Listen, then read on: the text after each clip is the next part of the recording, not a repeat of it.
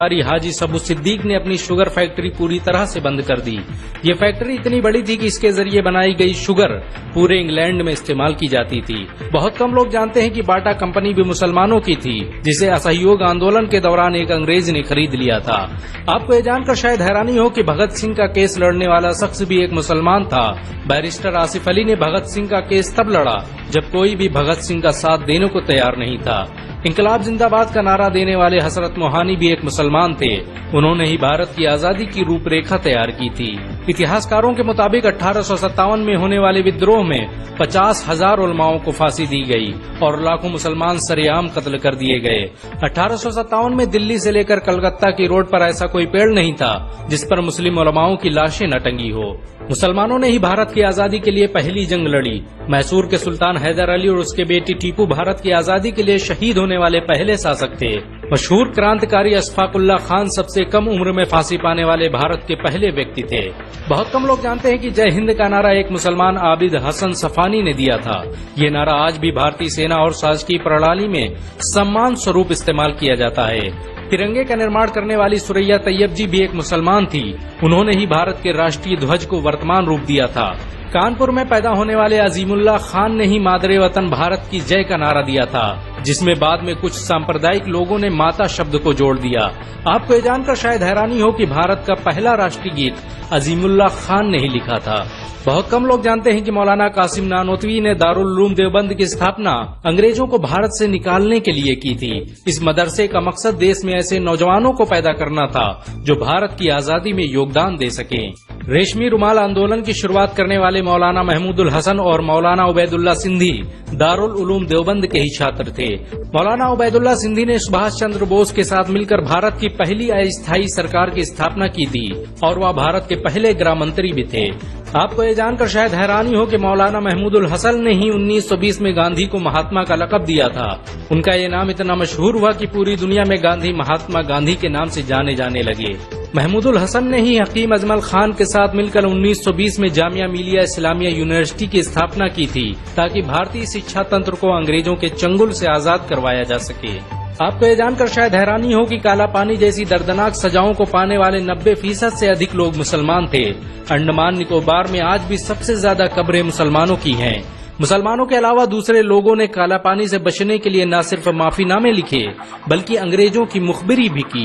मुसलमानों ने ही अंग्रेजों के खिलाफ सबसे पहले हथियार उठाए। 1772 में शाह अब्दुल अजीज ने अंग्रेजों के खिलाफ फतवा देते हुए ऐलान किया कि अंग्रेजों की गुलामी हराम है और हर मुसलमान पर फर्ज है कि वो अपने मुल्क और देश की आजादी के लिए खुद को कुर्बान कर दे। 1857 में होने वाले विद्रोह की प्लानिंग एक मुसलमान मौलवी अहमदुल्ला शाह ने की थी।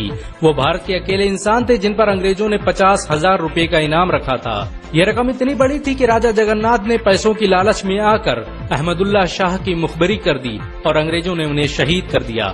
बहुत कम लोग जानते हैं कि 1857 में शहीद होने वाले 90% लोग मुसलमान थे। जालियांवाला बाग में जनरल डायर की गोलियों का निशाना बनने वाले अधिकतर लोग भी मुसलमान थे। भारत की आजादी का नेतृत्व करने वाले संगठन इंडियन नेशनल कांग्रेस के 9 से अधिक प्रेसिडेंट मुसलमान रहे। गांधी जी ने अफ्रीका में जहां वकालत की पढ़ाई की, वो कॉलेज भी एक भारतीय मुसलमान का था और वह जब भारत में आए तो उन्होंने आजादी के लिए अली ब्रदर्स के साथ काम करना शुरू किया, जो कि मुसलमान थे। बहुत कम लोग जानते हैं कि 1921 में केरल के मुसलमानों द्वारा अंग्रेजों के खिलाफ लड़ी गई जंग में 3000 से अधिक मुसलमान शहीद हुए थे और 50,000 मुसलमानों के जेल में कैद कर दिया गया था। ये आंदोलन मोपला मुस्लिम आंदोलन के नाम से जाना जाता है।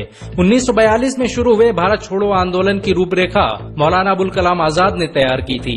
संविधान निर्माता डॉक्टर भीमराव अम्बेडकर को पहचान दिलाने में मुसलमानों का बड़ा योगदान रहा है।